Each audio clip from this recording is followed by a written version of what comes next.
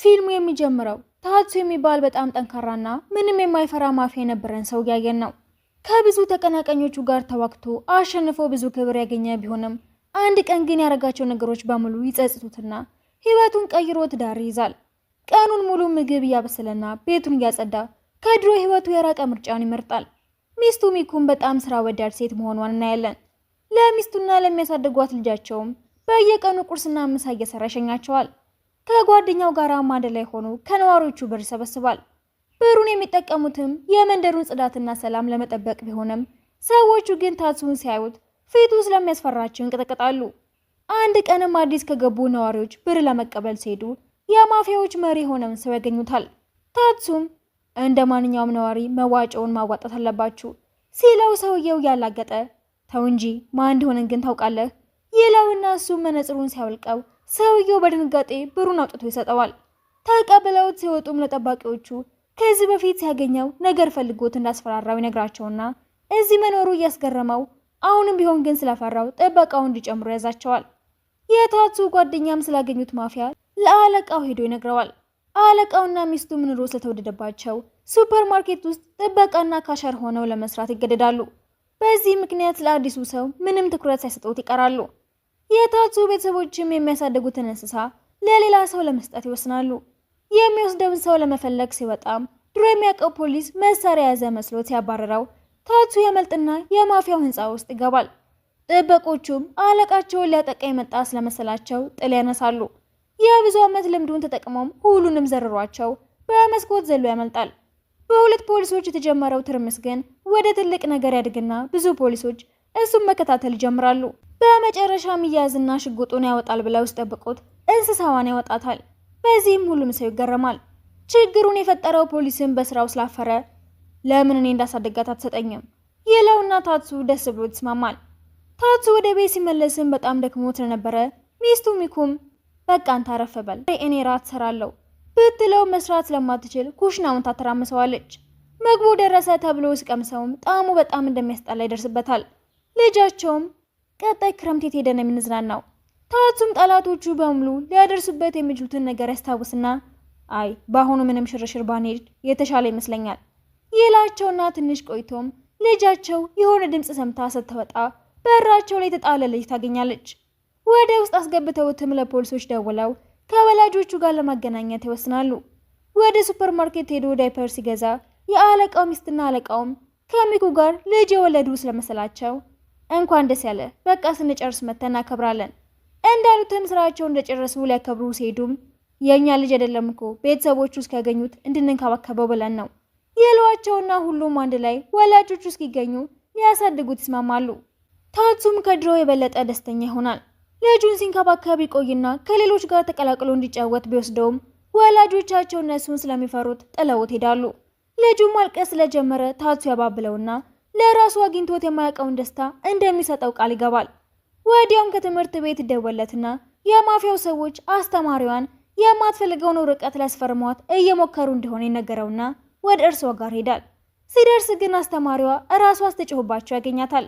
እነሱም እንዳዩት ደንግጠው ጥለውት ይጠፋሉ። እሱም አስተማሪዋን ምን ተፈጥሮ ነው? ትምህርት ቤቱን እንዲሸጥላቸው ነው። አልፈልግም ስላቸው ግን ልጆቹን ያስፈራሩ ከትምህርት እንዲቀሩ እያደረጉ ነው። ሲወጡም ስዕሎቹ እንደገነጠሏቸው ሳይ በጣም ይናደዳል። አንዷ ወላጅም አንተ እኮ ኃይል አለህ ለምን አትረዳንም? ለአንተ ቀላል እንደሆነ ገምታለሁ። እባክህ የቻልከውን አድርግልን። ታትሱ ሚስቱ ጋር ሄዶ የተፈጠረውን ሲነግራት እሺ እንትረዳችሁ ፈቅድልሃለሁ፣ ግን ምንም አይነት ኃይል መጠቀም አትችልም ትለውና እሱም እንዴት ማድረግ እንደሚችል ግራ ሲገባው ድሮ አብሮት ማፊያ ሆኖ ይሰራ የነበረው ጓደኛው ጋር ሄዳል። ከጓደኛው ጋራም እንደለመዱት ሲያወሩ ይደባደባሉ። የጓደኛው እህት ስትደርስም ወንድሟን እያጠቃው ስለመሰላት ታትሱን ልትመታው ብትሞክርም ወዲያውኑ ያስቆማታል። እሷም እዛው ላይ ከሱ ፍቅር እንደያዛት ይገባታል። ሚኩም ከጓደኛው ጋራ ቤት ውስጥ ቁጭ ብላ ትንሹ ልጅ ግን ታትሱን አይመስልም ምናልባት ከሌላ ሴት ወልዶት እንዳይሆን ሲላት ተናዳ በጥፊ ታጭለዋለች። በነጋታውም ከጓደኛው ጋር ሆኖ ትምህርት ቤቱን ለመርዳት ብለው ማስታወቂያ ለመስራት ቢሞክሩም የአክሽን ፊልም ማስታወቂያ መስሎ ያልፈዋል። ተስፋ ሳይቆርጡም በየመንገዱ ወረቀት ለመበተን ሲሞክሩ ሰዎቹ ግን ጭራሽ ፈርተዋቸው መሸሽ ጀምራሉ። የጓደኛው እህት ማስታወቂያው እንዳየችው ከታትሱ ጋር ለመቀራረብ እንዲያመቻት አስባ አስተማሪ ለመሆን ትስማማለች። ትንሹ ልጅም ስታየው ደስ ብሏት ታቅፈዋለች። ጓደኛውም ይሄንን እንዳየ ልጁ የታቱና የሷ ነው ብሎ ስለጠረጠረ ለሚኩ ደውሎ የተፈጠረውን ይናገራል።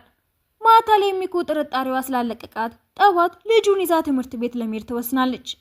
በነጋታውም ሌላ የማፊያ ቡድኖች ወደ ትምህርት ቤቱ ሲሄዱ ታቱም ጥል ያነሱ ቢመስለውም እነሱ ግን ያለቃቸውን የልጅ ልጅ እንዲንከባከብ ይሰጡታል። ሚኩም ልጁን ይዛው ስትሄድ የምትጠራጠራትን ልጅ ታገኛትና ሰላም ሚኩ እባላለሁ፣ የታቱ ሚስት ነኝ፣ እናንተ ምንም አይነት ግንኙነት የላችሁም አይደለ ብላ ትጠይቃትና ታስደነግጣቸዋለች። ከዛም የስፖርት ቀን ብለው ባሏቸው ሁለት ተማሪዎች መካከል ውድድር ያዘጋጃሉ። የተማሪዎቹን ማነስ ሲመለከቱም አለቃው ሚስቱና ሌሎቹን ሰራተኞች ይዞ በመሄድ ውድድሩ ላይ ይሳተፋሉ።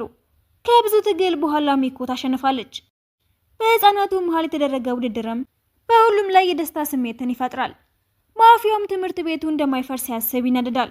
ታቱን ለማግኘትም ሄድና ታቱ እንደማያስታውሰው ሳይ የተናቀ ስለመሰለው ታቱ ለመማታት ሲሞክር የምትወደው ልጅ ደህና አድርጋ በቦክስ ታቀምሰዋለች። እሱም ዝም ብላችሁኝ ማናችሁንም አለቃችሁም አሳያችኋለሁ ብሏቸው ሄዳል። ቀናቶች እያለፉ ሲሄድም ትምህርት ቤቱ አዳዲስ ልጆችን መቀበል ጀምራል። ታቱም ሆነ ሚኩ በህይወታቸው ውስጥ የልጁ መኖር የበለጠ ደስተኛ እያረጋቸውም ሄዳል። ይሄ እንዳለ ሆኖ ግን ሚኩ አሁንም ቢሆን ጥርጣሬዋ ስላለቀቃት ልጅቷ ጋር በድጋሚ ትሄድና ትንሹ ልጅ አንቺ አይደለም አይደለ? ታቱን መጠራጠር አልፈልግም። እረ እንደዛ አይደለም ተሳስተሻል ስትላት እረፍት ቢሰማትም በመጠየቋ ግን ታፍራለች። ወዲያው ግን ጥቁር መኪና ይመጣና ልጆቹን አግቷቸው ይሄዳል። ጓደኛውም ሊያስቆማቸው ቢሞክርም ሳይሳካለት ይቀራል። እነ ታቱ መኪናውን መከታተል ጀምራሉ። መኪናው ላይ ሲደርሱበትም ታቱና ጓደኛው መኪናው ላይ ዘለው ይገባሉ። ከብዙ ትግል በኋላም ልጆቹን ያተርፏቸዋል። ሲረጋጉም አንድ ላይ ተያይዘው ወደ ሆስፒታል ሄዳሉ። ታቱም ጓደኛው በጣም እንደተጎዳ ሲያይ ይናደድና ለመበቀል ይወስናል። የድሮ ጓደኛው የሚያሳለፉትን እያስታወሰ ሊረዳው ይወስናል። ወደ ማፊያው ጋር ሲሄዱም ከሰዎቹ ጋር ይጠብቃቸውና ለመጣላት ይወስናሉ። ሁሉም በየፊናቸው በመሆንም ዝግጅታቸውን ይጀምራሉ። በዛም መሃል ጓደኛው ይነቃል። እሱም ቢሆን ትንሽ ሻል እንዳለው ጥላቸውን ለመቀላቀል ይወስንና መሳሪያዎቻቸውን መርጠው ዝግጅቱን ያጣጥፉታል። ይህም ዜና ሁሉም የከተማው ነዋሪ ጋር ይዳረሳል። ማፊያውም የሚያደርጉትን ዝግጅት ሲሰማ እየመጣበት ያለውን ትልቅ ነገር ማስተዋል ይጀምራል። ትንሽ ቆይቶም የልጅ ልጁን ወደ ትምህርት ቤት የላከው አለቃቸው ማፊያው ጋር ሄድና እንደሚያግዘው ይነግረዋል። ከቀናት በኋላም ታቱ ወደ ጥሉ ለመሄድ ሚኩን ሰናብቷት ሲወጣም በሰላም እንዲመለስ ትመኛለች።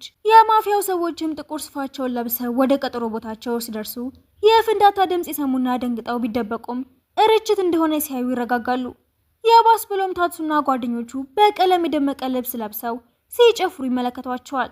አብሯቸው እንደሚሰራ ቃል የገባው አለቃም አብሬያቸው የሆንኩት ለፖሊሶቹ መረጃ ለመስጠት ብዬ እንጂ ጥላችሁ ልደግፍ አይደለም ይላቸውና ማፊያውን በሁኔታው ተበሳጭቶ ጥሉን ያስጀምረዋል። የታቱ ሰዎች ግን ትንሽ ቢሆኑም ጥንካሬያቸውን ተጠቅመው ይቆጣጠሯቸዋል። ታቱና ማፊያውም ለብቻቸው ይጋጠሙና አሸንፎ ከአጨብጫቢዎቹ ጋር ያስረዋል። ማፊያው ግን ልጆቹን ያገትኩት እኮ እኔ አይደለሁም ለምንድን ነው የማታምኑኝ እያላቸው ፖሊሶቹ የሚደርሱና ልጆቹን ያገተው ሰው እንዳልሆነ ያረጋግጡለታል። ልጆቹን ያገቷቸው ሰዎች ሲጀመር ለብር ብለው ትንሹ ልጅ ከቤተሰቡ የለዩት ሰዎች ናቸው። ፖሊስ በዛባቸው ነበረ እናንተ በር ላይ የጣሉት ይሉትና ከቀናት በኋላ ቤተሰቡን ስላገኙለት ሁሉም አንድ ላይ ሆነው ወደ ቤተሰቡ ሲሸኙት ፊልሙ ይጠናቀቃል።